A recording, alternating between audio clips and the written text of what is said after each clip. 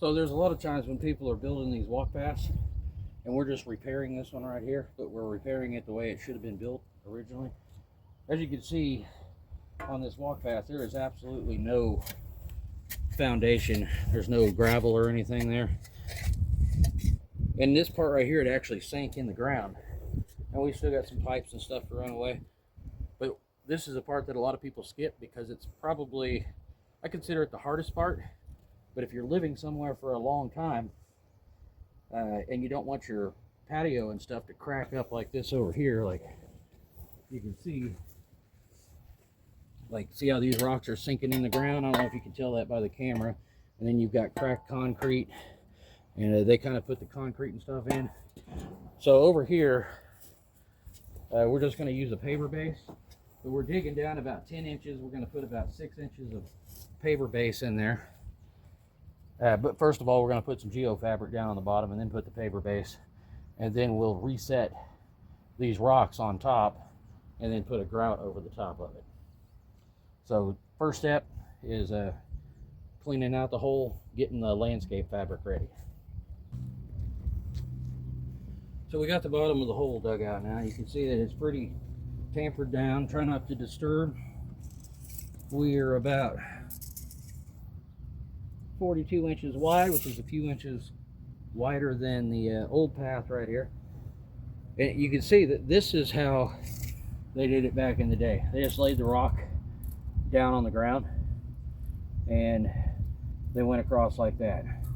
So we're going to join this up, and my part of the path that I'm doing today is going to be stabilized with 3/4 inch fine, and going to be a good foundation.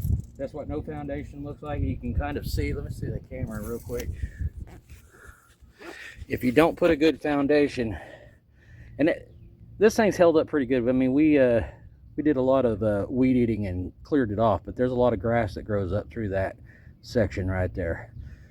But mainly because there's no landscape fabric or anything. Now this walk was made, I think, in the 70s. So it's held up pretty good.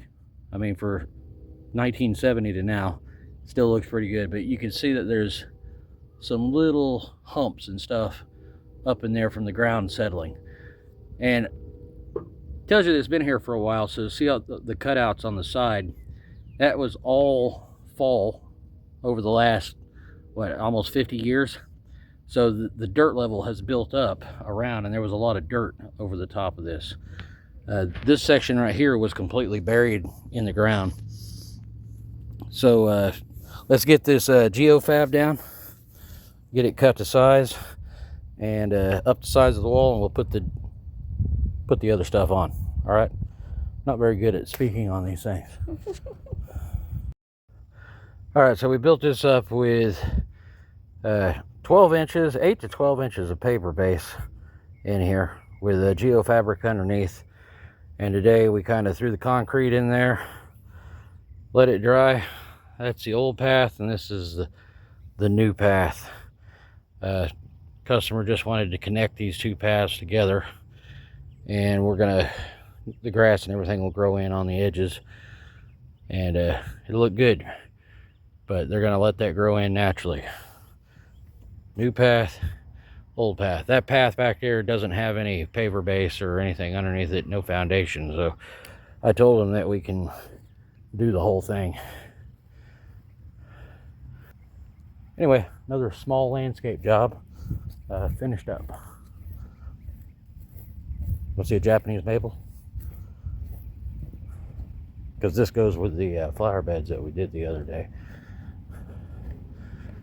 We got a Japanese maple over here, and there's the flower beds all cleaned out, and they want that Japanese maple to be the centerpiece of their flower bed. So we got that in the ground, and then flower beds over there,